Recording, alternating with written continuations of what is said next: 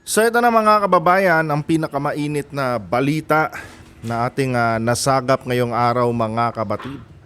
Nako, itong si Vice President Sara Duterte mga kababayan, talagang dinurog nitong isang biba artist na kilala sa pangalang Ren Escanio. No, matapos pong magdeklara itong si Sara Duterte mga kabatid ng kanyang kandidatura sa pagka-presidente sa 2028, abay binanatan agad mga kababayan nitong artista na si Ren Escanio, na kung saan mga kabatid may punto naman itong si Ren Escanio sa kanyang sinabi dito.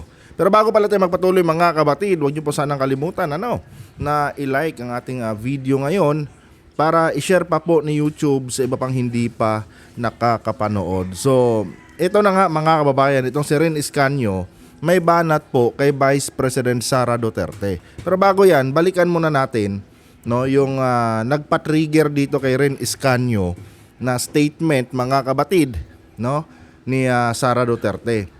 Kasi nung nakaraang araw, 3 days ago itong nakalagay dito eh.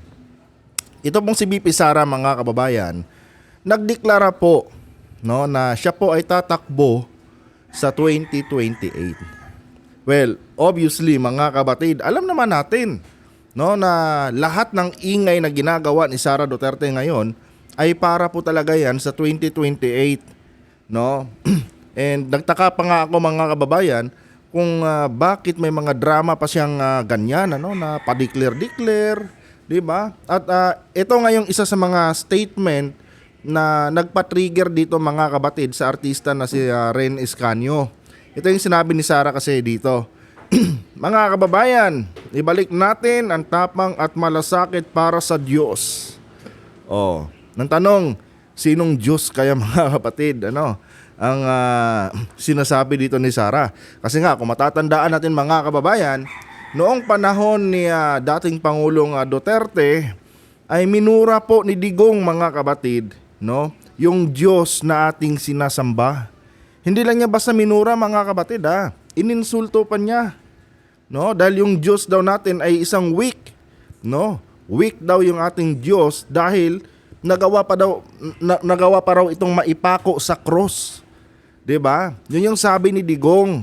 So ngayon, ang tanong ko dito, sinong Diyos ang tinutukoy dito ni Vice President Sara? Kasi ang sabi niya dito mga kapatid, ibalik daw natin ang tapang at malasakit para sa Diyos. Yung Diyos din nila na si Kibuloy mga kababayan, ay nakakulong na rin sa Pasig. So sinong Diyos? Baka si Xi Jinping mga kabatid yung kanyang tinutukoy dito. Malasakit para sa Diyos, sa bayan at para sa bawat pamilyang Pilipino. Alam nyo, dito talaga palpak si Sara. 'Di ba? Dito talaga siya palpak. Kasi nga mga kabatid, may plano pala siyang tumakbo sa 2028, Dapat nagpakitang gilas na siya ngayong vice presidente pa lang siya. 'Di ba? Imbis na i-google niya lahat ng oras niya mga kababayan, itong buong 6 na taon sa pagserbisyo sa kanyang mga kababayan. Mga kabatid, alam naman natin kung saan inuubos ni Sara Duterte yung kanyang oras. Inuubos niya sa pagpapakalat ng fake news, sa pagbabanta sa nakaupong presidente, sa pagpunta doon sa kanyang ama, na isang kriminal doon sa dahig. 'Di ba? Pero kung hahanapin mo yung pagiging public servant niya, yung public service na tinatawag, walang ganun si Sara mga kababayan. 'Di ba? Ang gumagalaw dyan sa opisina ng Vice Presidente ay yung kanyang mga staff, mga kapatid. Pero yung sabihin mo, tulad kay President BBM, na bumababa talaga sa mga lugar-lugar na kung saan apektado ng mga sakuna, apektado ng mga corruption ng mga lokal na politiko. Walang ganun si Sara eh. 'Di ba? Ngayon mga kapatid, ang lakas ng loob ni Sara na magdeklara na tatakbo siya by 2028. And eto mga kapatid meron pa akong isang nakikitang rason dito, itong drama ni Sara na kung saan ay may pa-declare pa nga. Kasi nga mga kababayan, nalalapit na po itong kanyang impeachment. At yun na nga mga kabatid, no, ang Senate President natin ngayon na si Tito Sen ay kinumpirma, no, na matutuloy na talaga itong impeachment, no, laban kay BP Sara. So ngayon mga kabatid, itong mga ganitong drama ni Sara Duterte, no, ang purpose lang talaga nito mga kababayan is para i-gaslight yung kanyang mga supporters. 'Di ba? I-gaslight mga kabatid, no? Dahil meron silang naratibo, no, na marami daw takot kay BP Sara.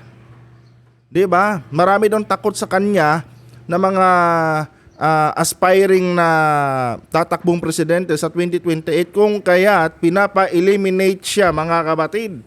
No, kung kaya't pinapa-impeach siya. Dahil alam naman natin ang epekto ng impeachment, no? Na kung saan kapag ang isang opisyal ay na-impeach, no, sa kanyang posisyon, hindi na po siya pwedeng tumakbo mga kababayan sa kahit anong posisyon sa gobyerno. National man yan o lokal. Ultimo nga tanod mga kabatid, kapag na-impeach itong si Sara, hindi na siya makakatakbo or hindi na siya pwedeng i-hire mga kababayan bilang tanod. Oh. Kasi nga mga kabatid, once na na-impeach ka, napatunayan, no? Yung mga anomalya na ginagawa mo sa loob ng iyong opisina sa posisyon na meron ka. Oh. So ngayon, itong ganitong drama na pa-declare siya, no? Sabi kasi niya dito, ako si Sara Duterte, tatakbo bilang pangulo ng Pilipinas sa 2028. Itong ganito mga statement niya mga kabatid para i-trigger, no? Para i-gaslight yung kanyang mga supporters. Nang sa ganon, kapag natuloy ang impeachment, no, inaakala niya mga kababayan na ipagtatanggol siya ng kanyang mga taga-suporta. Dahil nga, no, alam naman natin na itong mga DDS mga kabatid ay napaka-diehard talaga, no? Napaka-diehard talaga nila dito sa mga anak ni Digong. Oh. Kasi nga mga kababayan, naniniwala kasi sila mga kabatid na during sa time nga daw kasi ni Tatay Digong nila igumanda ang sitwasyon ng Pilipinas. Pero ang totoo, no, sa panahon ni Digong, mga kababayan, nalubog ang Pilipinas sa utang. No? Dumami ang krimen, no? Lumaganap ang illegal na mga droga dito sa ating bansa. Yun po ang totoo doon mga kababayan. Ngayon, sinusuportahan ng mga DDS itong si Sara, thinking, no, na sa pamamagitan ni Sara Duterte mababalik yung mga yung leadership, no, yung style ng leadership ni dating Pangulong Duterte at mapapauwi si Tatay Digong nila dito sa Pilipinas. Mga kabatid, no, uulitin ko sa inyo. Hindi ko alam kung ilang beses ko nang sinabi to dito, no? Kahit buong Pilipinas pa kasama si President Marcos, no, ang hihiling sa ICC na pauwiin si Duterte dito, mga kababayan, hindi na po makakauwi si Tatay Digong nyo sa Pilipinas. Unang-una mga kabatid, wala na pong jurisdiction ang ICC sa Pilipinas. Hindi na tayo konektado sa kanila. Oh. And nakumpirma na mga kababayan yung mga kaso, no, na isinampa kay Duterte. 'Di ba? Nakumpirma na. Wala na silang magagawa mga kabatid kahit si President Marcos makiusap sa taga-ICC, hindi niya kayang pauwiin si Tatay Digong nyo. Oh, pero dahil itong mga DDS bulag sa katotohanan, no, umaasa sila, no, na kapag naging presidente di umano si Sara Duterte ay magiging maganda uli ang Pilipinas at mapapauwi si Tatay Digong nila. Oh, yun yung mga inaano nila dito. Ayun, yun na nga. Itong ganitong deklarasyon ni Sara mga kabatid, walang ibang purpose ito kundi panggagaslight lang. No, gusto kasing gamitin ni Sara Duterte ang kanyang mga supporters, no, bilang pananggalang dito sa kanyang impeachment. So balikan natin mga kababayan, no, itong sinabi dito ni Ren Iscanio. Sabi kasi ni Ren Iscanio dito after tong sabihin ni Sara Duterte, no, natatakbo siya by 2028. Sabi dito mga kabatid ng Viva artist na si Ren Iscanio, di nga nagawa ang trabaho niya as DepEd Secretary lakas pa ng Amats tumakbo bilang presidente, no? Maawa kayo sa Pilipinas. Mga kabatid, no? Real talk lang. Tama naman itong sinabi ni Ren Escanio.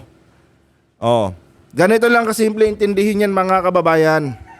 Oh, kung hindi ka mapagkakatiwalaan, no, sa maliit na bagay, paano ka namin pagkakatiwalaan sa malaking bagay? Or baguhin natin, kung hindi ka mapagkakatiwalaan sa maliit na responsibilidad, no, paano ka ba namin pagkakatiwalaan sa malaking responsibilidad? Oh, tandaan nyo, mga kabatid, ng pagiging presidente ay napakalaking responsibilidad niyan, mga kababayan. Tapos ito si Sara Duterte, no? DepEd Secretary, pumalpak siya. Oh, ninakaw pa niya yung pondo, mga kabatid. 'Di ba? So ngayon, anong sense, no, ng pagtakbo niya bilang presidente sa 2028? Oh. Sa DepEd pa nga lang, 'di ba? Puro ka natakas. Oh.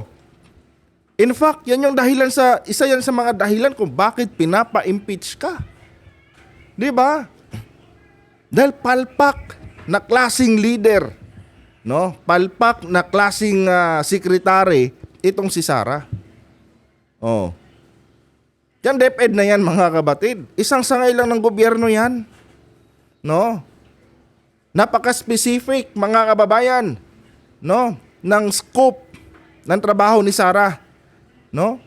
Intended lang talaga dapat diyan sa DepEd. No, kasi DepEd secretary siya eh. Pero mga kabatid, naging functional ba siya? Naging effective ba siya sa kanyang posisyon as DepEd secretary? Oh, ilan yung pinangako niya na eskwelahan? Ilang libo 'yon? Yung naipatayo niya, mga kabatid, nasa 100 lang yata mahigit, kung hindi ako nagkakamali sa numbers, ha? Oh, napakalayo, mga kababayan. 'Di ba? Ni hindi nga niya nagawang taasan, no, yung sahod ng guro. 'Di ba?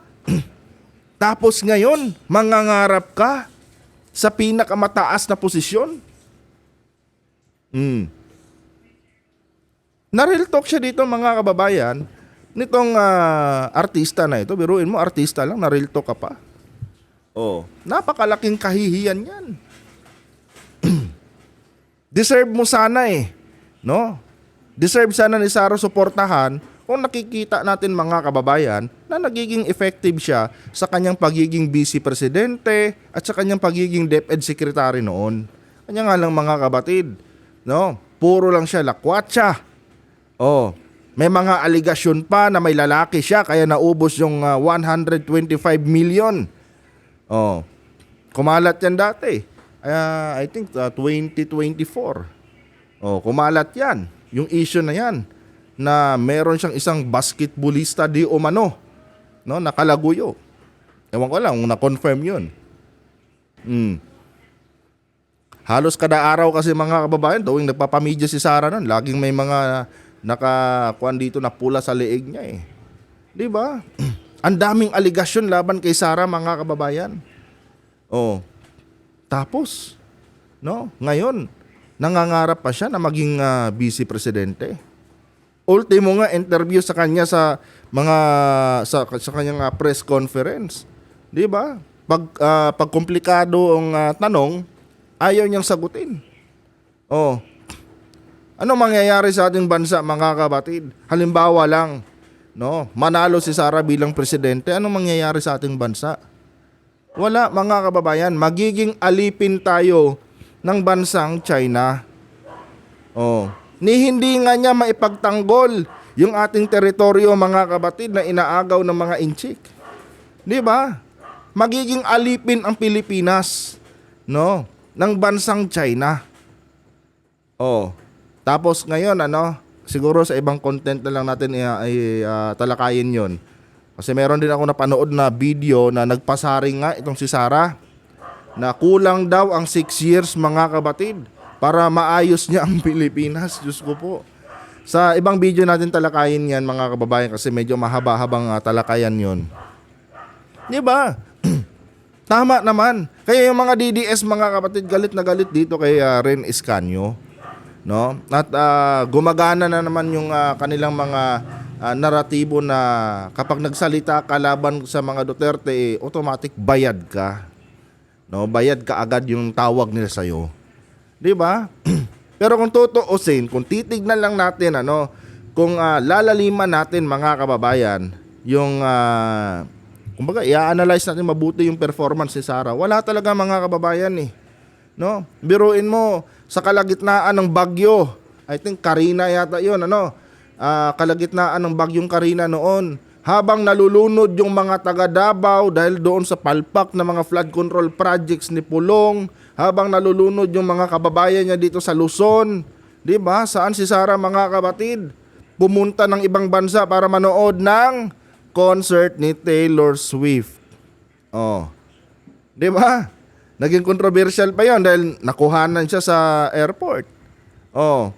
Paano ka magiging isang magaling na leader kung tuwing sakuna nga wala ka?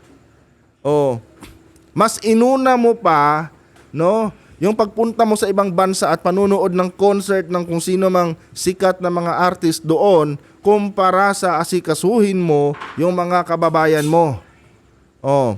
Tapos magdi-declare ka na tatakbo kang presidente.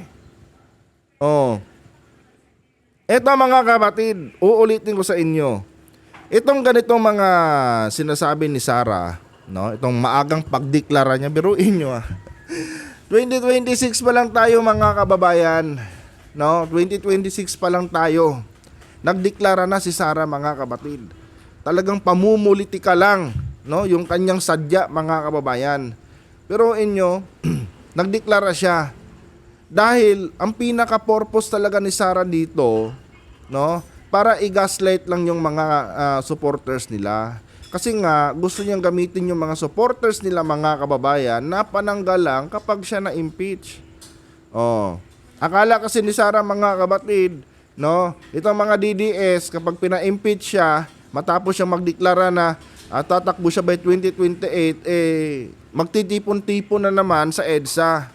Pero kung tutuusin mga kapatid, no, nakailang rally na ba ang mga DDS? Kung wala ang puwersa ng INC mga kababayan, walang milyon ang rally ng DDS mga kapatid. No? Ginagamit lang nila, no, itong mga taga-Iglesia ni Cristo. Ito, no hate tayo sa mga taga-INC pero totoo naman ginagamit nila ang crowd ng INC mga kababayan para palabasin, no, na maraming mga Pilipino ang sumusuporta kay Sara Duterte. 'Di ba? Nakailang rally na sila. Ngayon, siguro iniisip ni Sara, pag nagdeklara ako na tatakbo ako by 2028 tapos ipinangako ko sa mga supporters ko na makakalaya si Tatay Digong nila kapag nanalo ako. Panigurado 'yan kapag na-impeach ako, maglulupas sa itong mga supporters ko sa EDSA. Walang ganun mga kababayan. Walang ganun na mangyayari mga kapatid. Huling barahan na kasi nila Sara Duterte to mga kababayan 'Di ba? Huling barahan na po ito nila Sara. Ngayon pag sumablay pa to mga kapatid, no? At tuluyan siyang na-impeach, goodbye, no? Madam Vice President. 'Di ba? Goodbye. Wala na. Tapos na ang political career mo. Pero inyo no, isang ordinaryong artista lang. Isang baguhang artista. 'Di ba? Nirel talk ang vice presidente, no? Dahil maging itong mga artista na ito, mga kapatid, naramdaman nila, no, na wala ka namang kwenta bilang vice presidente. Tapos ang lakas pa ng loob mo, 'di ba, na magdeklara na tatakbo ka sa 2028. Ultimo, no, yung isang ahensya ng gobyerno na ibinigay sa iyo para sana alagaan mo, para sana pagandahin mo ang sistema ng ating edukasyon, wala kang nagawa. 'Di ba? Ay nako. Anyway mga kababayan, hanggang dito na lang tong video natin. 'Di ba? Sa totoo lang mga kapatid, agree ako dito talaga, no, sa sinabi ni Ren Escanio. Totoo naman talaga mga kapatid. Papaano ka pagkakatiwalaan sa malaking responsibilidad, kung sa maliit pa lang, no, na responsibilidad na ibinigay sa iyo, pumalpa ka. At napasukan pa ng korupsyon. 'Di ba? Oh. Kasi ang pagiging presidente, mga kababayan, hindi yan natin pwedeng idaan sa pagiging diehard supporters natin sa isang politiko na may bahid na, no, ng iba't ibang klaseng tawag dito, katiwalian yung pagkatao. Marami po diyang pagpipilian sa 2028, mga kapatid. 'Di ba? Mamili po tayo ng mas maayos, no, na iuupong leader. Hindi yung, Diyos ko. No, puro lang lakwatsa tapos nako, iboboto nyo pa, ewan ko na lang. Anyway, mga kapatid, kung nagustuhan nyo po ang ating talakayan ngayon, huwag nyo po sanang kalimutan na i-like ang ating video para i-share pa po ni YouTube sa iba pang hindi pa nakakapanood. Hanggang dito na lang. Adios.